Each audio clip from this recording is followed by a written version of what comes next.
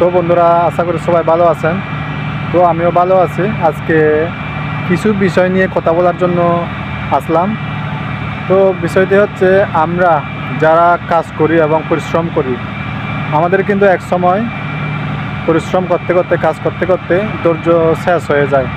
তো ধৈর্য এবং পরিশ্রম করতে করতে এটা শেষ হওয়ার পরে কিন্তু আমরা নিজেকে হারিয়ে ফেলি এবং পরিশ্রম করার আর ইচ্ছে থাকে না। আসলে এটা করা কোনোদিন ঠিক না, কারণ পরিশ্রম হচ্ছে একদিন সফলতা বয়ে আনবে যদি আপনি নিয়মিত পরিশ্রম করতে থাকেন। এই যে আপনারা দেখেন, সূর্য কিন্তু অস্ত যাচ্ছে এখন, কিন্তু ঠিক তেমনি সূর্য প্রতিদিন কিন্তু পূর্ব দিকে উঠে আর পশ্চিম দিকে অস্ত যায়।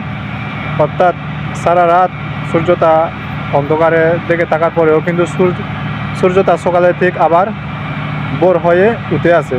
ঠিক তেমনি আমরা যদি নিয়মিত কাজে লেগে থাকি এবং পরিশ্রম করি, তাহলে আমাদেরও অবশ্যই সফলতা একদিন আসবেই। সেজন্য কোনোদিন আমরা ব্যর্থতা স্বীকার করে সেখান থেকে সরে গেলে হবে না। আমাদের নিয়মিত লেগে থাকতে হবে, পরিশ্রম করতে হবে, এবং পরিশ্রমের দ্বারাই আমাদের সফলতা সম্ভব।